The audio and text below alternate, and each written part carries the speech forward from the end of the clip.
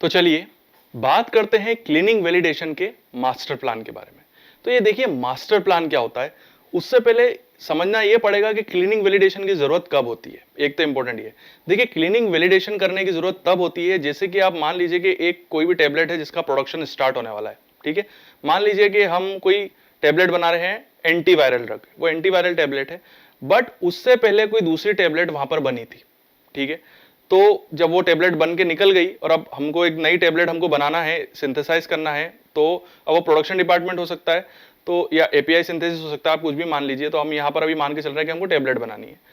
तो जब हमको टेबलेट बनानी होगी तो हमको पहले ये चेक करना पड़ेगा कि जिस एरिया में हमको टेबलेट सिंथेसाइज करनी है, जिन जिन इंस्ट्रूमेंट्स के अंदर जहाँ पर पंचिंग होगी, कंप्रेशन होगा, जहाँ पर उसकी एक तरह से कोटिंग होगी, जहाँ पर उसके ड्रायर्स यूज होंगे, मिक्सर्स यूज होंगे, तो हुपर्स यूज होगा, उसकी पैकेजिंग के लिए मशीन यूज होगी, तो वो मशीनरी प्रॉपरली क्लीन है कि नहीं है, तो उसके लिए हमको पहले उसकी चेकिंग करनी पड़ेगी। ये जो क्रॉस चेकिंग होती है यही कहलाती है आपकी क्लीनिंग वैलिडेशन।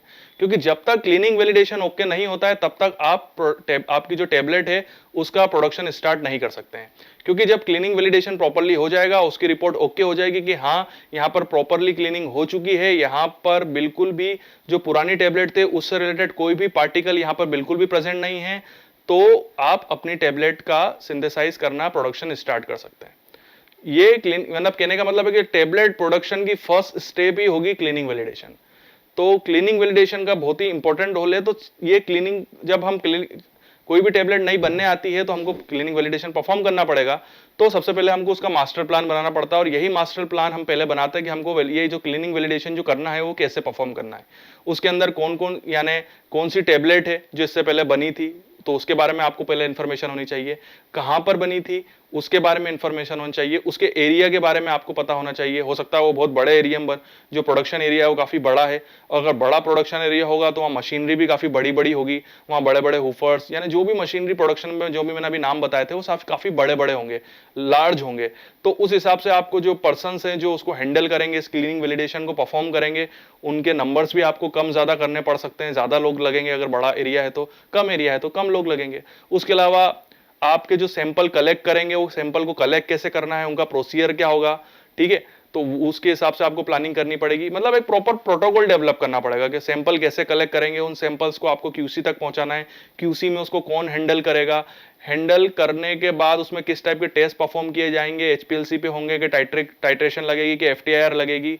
उसके बाद वो जो रिपोर्ट आएगी वो रिपोर्ट कौन बनाएगा, रिपोर्ट बनाने के बाद क्यूए में जाएगी, क्यूए के बाद में उसको क्रॉस चेक कौन करेगा और उसको पूरा क्लियर कौन करेगा, उसको ओके कौन करेगा। ये एक प्लान होता है। कहने का मतलब है कि ये प्लान जो होता है ना प्रॉपरली बनता है कि एक एक पर्सन को अपना काम पता होना चाहिए कि उस किसको क्या काम करना है, कब करना है, कितनी बजे करना है, पूरा टाइम। क्योंकि आपको टेबलेट बनानी है, ये दिमाग के अंदर रखना।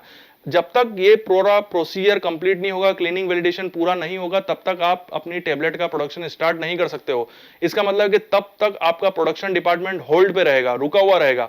और इतना बड़ा डिपार्टमेंट रुका हुआ रहे, इससे इंडस्ट्री को काफी नुकसान हो सकता है। अगर बहुत ज्यादा देर तक ये प्रोसीजर चले, क्लीनिंग वैलिडेशन अगर बहुत टाइम तक लेंथी होगा तो बहुत प्रॉब्लम हो सकती है। इसीलिए इसका पहले से प्लान रेडी होता है, और क्लीनिंग वैलिडेशन एक दिन के अंदर हो जाना चाहिए।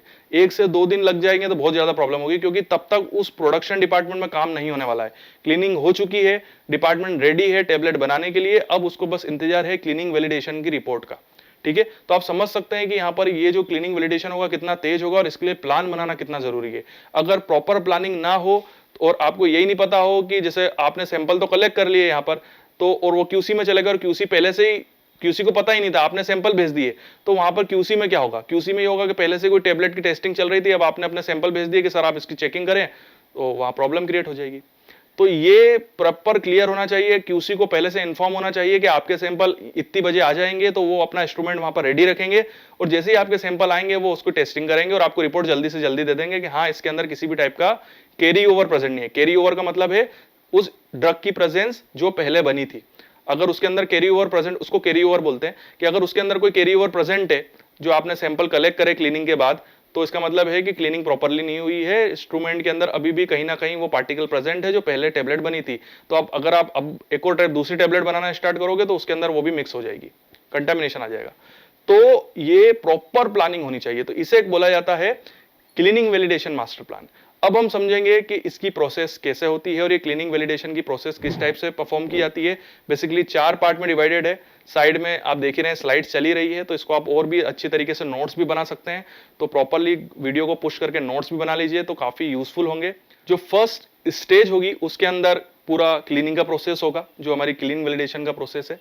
क्या होगा, आपने एक मेथड ली, उसको प्रॉपरली आपके जितने भी इंस्ट्रूमेंट्स हैं प्रोडक्शन डिपार्टमेंट के उन सबको प्रॉपरली क्लीन किया, कौन सा आपको प्रोसीजर यूज करना है, कैसे उसको क्लीनिंग करनी है वो कर लिया, equipment to equipment proper clean करके आपने सैंपल कलेक्ट कर लिए।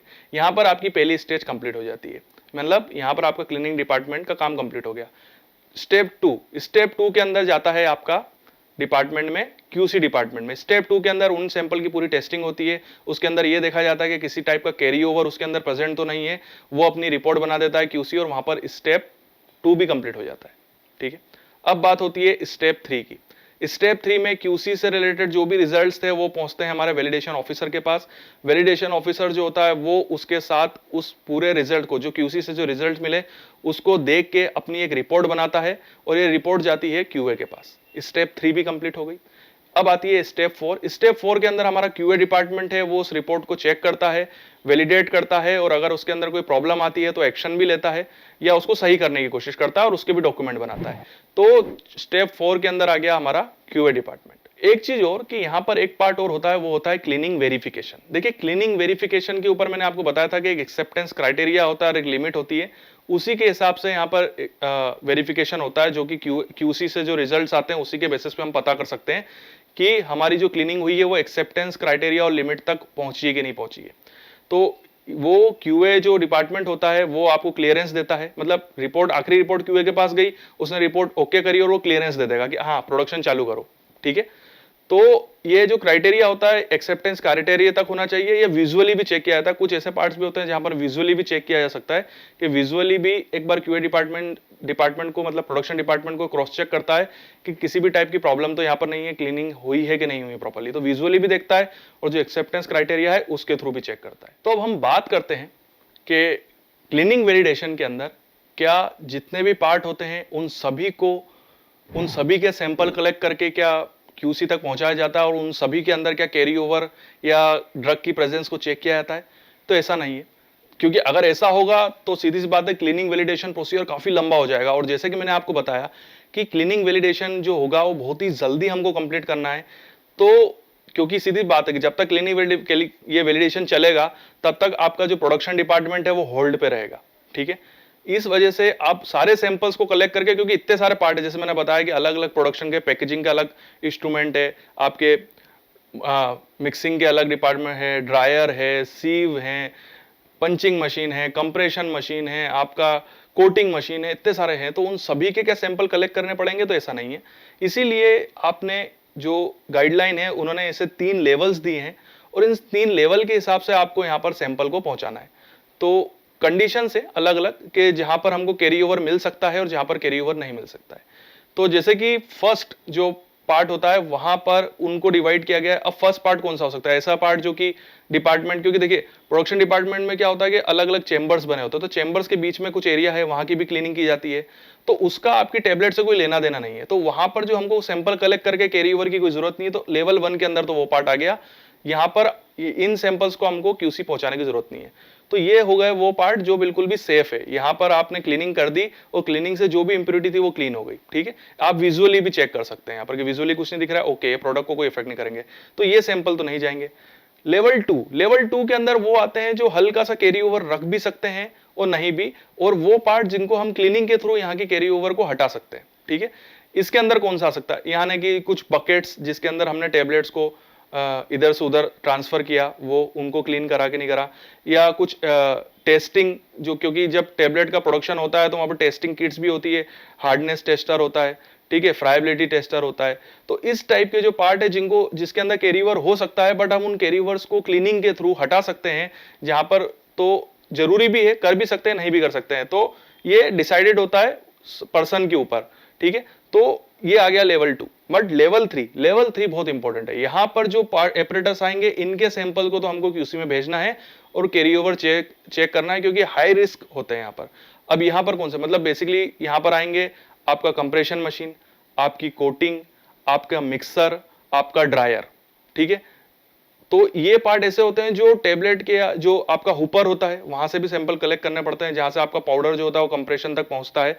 ये भी बहुत इंपॉर्टेंट है, क्योंकि यहाँ पर जो ड्रग है वो डायरेक्टली इनके कॉन्टेक्ट में आ रही है, पाउडर फॉर्म में आ रही है। तो अगर कोई पाउडर ऐसा होगा जो थोड़ा सा स्टिकी होगा, जिसके अंदर बाइंडर डाइल्यूएंट्स और एडिटिव्स ऐड नहीं हुए होंगे, ग्लाइडेंट्स ढंग से ऐड नहीं हुए होंगे, या एडिटिव सीधी बात है ऐड तो करते ही है क्योंकि फॉर्मुलेशन होता है तो ऐड हो जाते हैं, फिर भी उनका किसी का कुछ नेचर होता है जो थोड़े से स्टिकी होते हैं। तो इस वजह से भी आपको इस टाइप के जो सैंपल्स होते हैं या इस टाइप के इक्विपमेंट्स होते हैं उनको लेवल 3 में रखा गया है, और यहां से जो हम सैंपल कलेक्ट करते हैं उनको हमको क्यूसी में भेजना पड़ता है। तो ये 3 लेवल हैं क्लीनिंग के, जिस हिसाब से हम क्लीनिंग करते हैं, और इनके लेवल के हिसाब से क्लीनिंग का तरीका भी अलग अलग होता है। यहां पर लेवल 3 की जो क्लीनिंग होगी प्रॉपरली होगी, बिल्कुल हाई सिस्टमेटिक होगी। यहां पर जो डिटर्जेंट, जो एसिड और बेस यूज किए गए हैं वो हाई लेवल के होंगे, क्योंकि यहां पर कंटामिनेशन के चांसेस ज्यादा हैं। वहीं अगर लेवल 1 की देखें तो यहाँ नॉर्मल स्वैप भी कर दिया, पोंछा भी लगा दिया तो प्रॉब्लम सॉर्ट आउट हो जाएगी, ठीक है।